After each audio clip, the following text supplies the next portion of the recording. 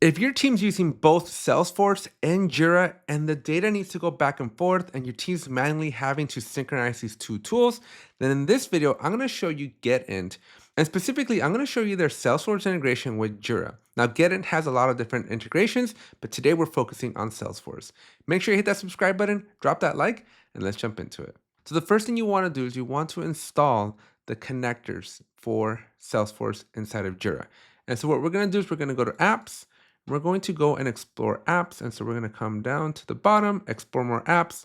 And what we want to do in the search, this search, is put in Getint here. And as you can see, there's a lot of different connectors, right? So we got some for Azure DevOps, Asana, Monday.com, ServiceNow. But what we're looking for today is the Salesforce integration one. So go ahead and click on that. And then we're going to click on Install on the top right corner. All right, while that's going, we're going to go to Salesforce and we're going to do some configurations over there because there's quite a few configurations we need to do on the Salesforce side. So on the Salesforce side, you're going to want to log in and then click on the cog at the top right corner, then click on Setup. Once you're in Setup, we're looking for platform tools. Specifically, we're looking for apps, and then we're going to go to External Client Apps.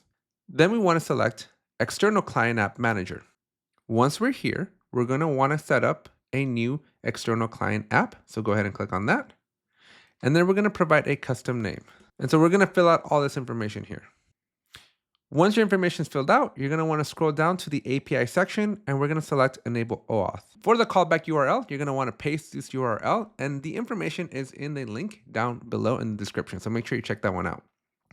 Then under selected OAuth scopes, make sure you select the Manage Users via APIs and send that one over to the right. Now we're going to scroll down and we're looking for flow enablement.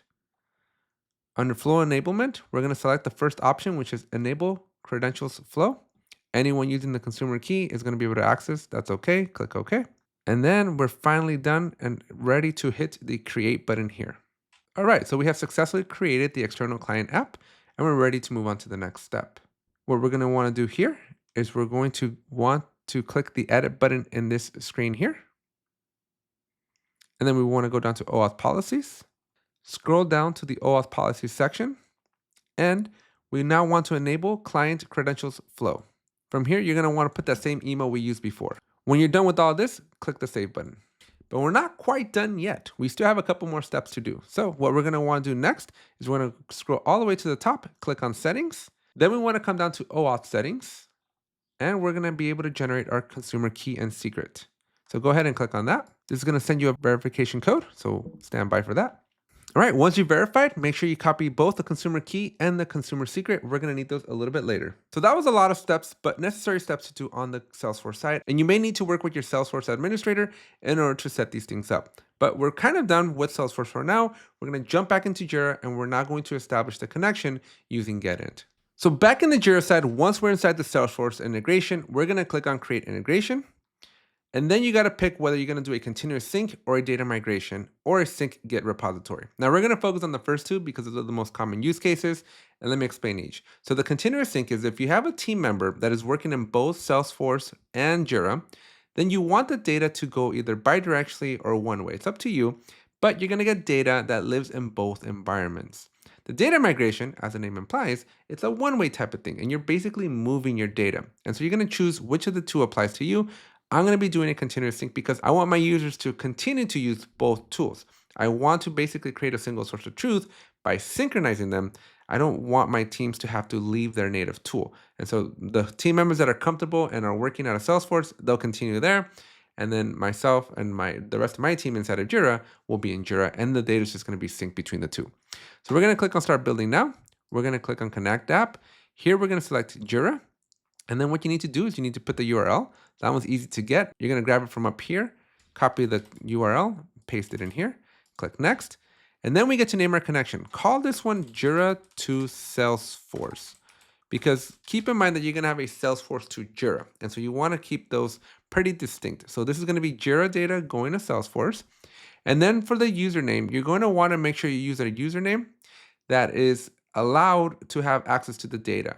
And keep in mind that this is the user you're going to log in with through Jira to do all the changes. And so you want to make sure that you're already logged in as the user that you're going to be selecting here. So I'm an admin, I'm a site admin, and I basically have all the power. And so I'm going to have that privilege. But some companies opt in to create a service account. And so make sure you create that service account and give that the admin rights, and then you'll be able to do the connection. But if you mess this part up, you're going to have a not so pleasant experience. So make sure you are first logged in as the user that's going to do the integration, because the person configuring this is the person that's going to do all of it. And two, make sure that that user is the appropriate user, because your name or the name that we're going to put in here is going to be everywhere in these integrations. So if you don't want it to be your name, then make sure you use something like a service account. All right, so I'm going to proceed with putting my information in here. And then I'm going to put in my personal access token. Now, if you need help with that, all you need to do is click on this gear here, go to account settings. This is going to redirect you to another website, id.atlassian.com. Go to security, click on the create and manage API token. That will then generate your token for you. So make sure you create a Salesforce one, copy it, and then we're going to come back over to Jira. And so in here, we're going to just paste that in and click add. Once you've done that, we are ready to move on to selecting our connection, which is the one we just established. And now you got to pick the project. So which project are you going to use for all of this? And we're going to use our ApeTech RN demo and click on connect. The Jira side is done. Now we go over to the Salesforce side. So go ahead and click on connect app over here. And this time, as I just mentioned seconds ago, we're going to click on Salesforce. And now you're going to grab the URL for your Salesforce. So go back to your Salesforce over here, and we're going to grab our URL. So we want all of this right here. We're going to copy that, put it in our URL, click on next. And very similar to what we just did on the Jira side, we're going to type in Salesforce to Jira, just so that it's clear, because you're creating those connections. We are going to select OAuth, and then we're going to put in our customer key and our customer secret that we generated not too long ago. So I'm going to go grab my customer key, paste that in here, and then I'm going to grab my customer secret and paste that in here. Click on add. The connection is added. Now I'm going to select it, and now we can do any querying to basically help out on that side. So at this point, the connections have been established. That was the hardest part, right? So bear with me. Hopefully that wasn't too overwhelming, but that was essentially what it takes to get these two apps to connect. And in my experience, especially when you compare with other tools, this is a pretty seamless and straightforward experience. You just need to know how to follow instructions really, really well. So make sure you rewatch this video over and over and over a couple of times if you're still struggling. But we need to get those connections to be established, because now that the connections are established, now we got to do the mapping. Now we got to get the data to talk to each other. And so we're going to do that next. And so here, we're going to click on Start with Mapping Types. And as you can see, it's flashing at us. It wants us to do this. And we're going to click on that. And then we're going to select a Jira item. So let's just keep it simple. We're going to do a story, and we're going to move it over to a case inside of Salesforce. We're going to click on Add. And that first handshake is now established. And so what the tool's been doing is, under the hood, it went and basically established a couple of field mappings. So we're going to click on this pencil here, and we're going to go see what it did. So we got title going over to name, description is going to description, and priority is going to priority. At this point, you can map any field in Jira, whether it's a system field or a custom field, to any system field or custom field inside of Salesforce, as long as it's available, right? And basically, the tool will tell you if it's not available, because things are going to be grayed out. So as long as you're good on both sides, you're going to be able to use it. Okay. After that, we want to map our statuses. And so we have a status field inside of Jira, and we're going to use a status field inside of Salesforce. So those are going to be the same field. But if we scroll down a little bit more, we're going to then be able to map our options. So if we have a status of backlog on the Jira side, we can pick what it is over on the Salesforce side. And so you just go through this activity, you click on add, and you just go through all of your items and just continue to map your statuses. And so we can do another one. We can do in progress, goes to working, right? You click on add, and you basically just go through and add all the statuses that make sense for you. Then we go to comments and attachments. You can select if comments are going to be synchronized both ways. I would recommend you do it both ways, but you can choose whether it's only to Jira or only from Salesforce, right? And it's up to you on what you want to do here. You can also put some comments. So if you don't want every comment to come through, you can exclude them, right? So if you want to basically say, hey, I want comments to go both ways, but only if, for example, the content contains a specific word like Salesforce. So if that word is in the comment, then it'll go. Otherwise, it'll always go. So you get to choose, right? So you get to choose whether it's permitted on specific words, or maybe you want to go the inverse, right? Send everything except the ones that contain like secret or something like that. So set up the setting that makes sense for you. For the rest of these items, these three are automatically synced. And what I would do is, if you do not want to see a lot of metadata in the comments, you can turn these off. I personally like the metadata. And so I'll show you an example once we actually do one. But essentially, you see a lot of situational awareness, a lot of context as to who's sending the comment and whatnot. So I like to see the data, but it's there in case you want to either hide it or show it. Then at the bottom, we get down to the attachments. If you want to enable attachments, go ahead and enable that. And basically the same thing. We can sync both ways, or only to Jira or only to Salesforce. And then you get to pick whether you want to delete attachments, if you want to do public attachments, or if you want to insert the attachments as a public comment. So pick the options that make sense for you, and then click apply. And so once you're done with all of this, you're going to click the apply button here, and that's going to save our integration. But we're not quite done yet. We now still have to hit the save button for the whole integration. And so give it a name over here. And what I like to do is I like to do Jira, and then this icon, Salesforce.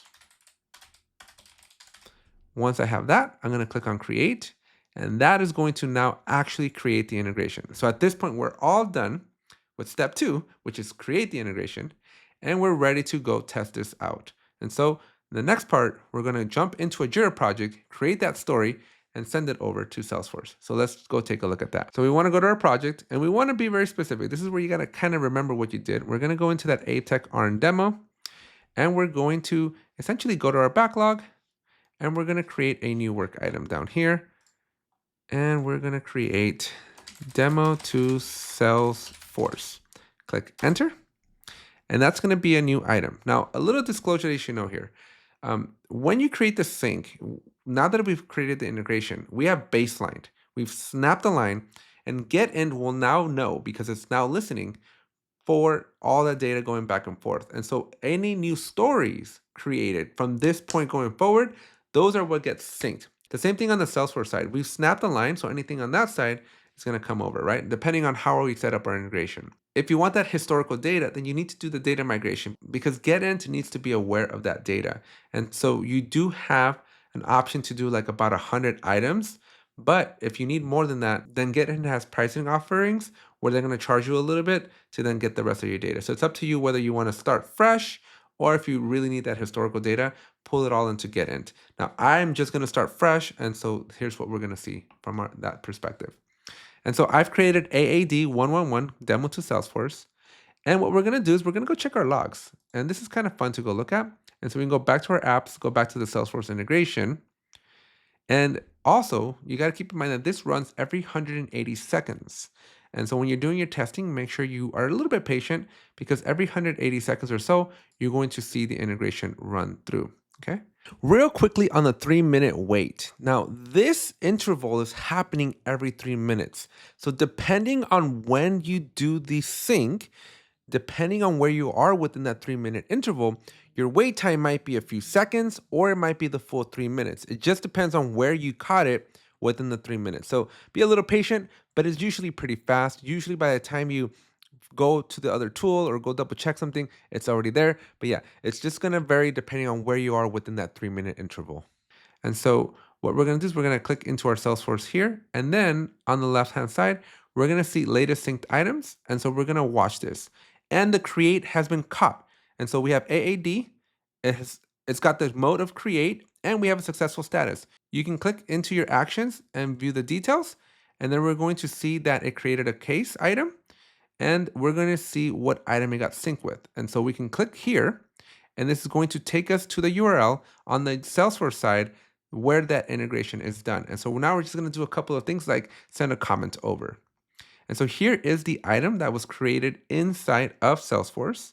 It has our name here, and the data that we brought over, whatever we would have selected would have come over. So if we would have had like a contact name or phone number, right, anything on that Jira side, it would have come over. And so what I'm going to do now is I'm going to go back to Jira, and I'm going to go back into my project, back into that story. So I'm going to add a comment. Can you hear me, Salesforce? I'm going to click on save. So we can go back to our integration. we can go back to our logs and double check and see when this comment comes through. Or you can just be patient and refresh Salesforce a couple of times and wait for that comment to come through. So as you can see, it's right here. Can you hear me, Salesforce? And here's that information. Remember, I was telling you the little checkboxes under comments. Here's where they're at, where it gives you a little bit of situational awareness. Now I'm just gonna write a comment back and saying loud and clear. Okay, then I'm gonna click on comment and have that comment come back over on the Jira side. A quick disclaimer on getting the comments to sync from Salesforce to Jira. Because of the way things work, they won't automatically be triggered. So if you add a comment in Salesforce, it won't automatically show up in Jira because it doesn't get triggered. So you need to update either the Jira ticket or you need to update the Salesforce case. So then the trigger happens and then the comment as a byproduct is going to be synced over. And there you go. That's how we integrate Salesforce with Jira. We can get our data, our fields, our statuses, even our comments and attachments synced bidirectionally or in whatever way you want. And it's pretty simple once you get those connections set up. And before we close this video out, I just want to let you know that I personally do know the CEO. I can personally vouch for their top tier support. And I guarantee you that if you run into any problems, they're going to be there to help you out and figure it all out. This is an awesome team. I've had the pleasure of working with this team for many years. I personally use their tools for some of my clients, and it's just a really cool experience and a great experience. So guarantee you're going to have a great time. Check them out. Use that link down in the description, and I'll see you in the next one.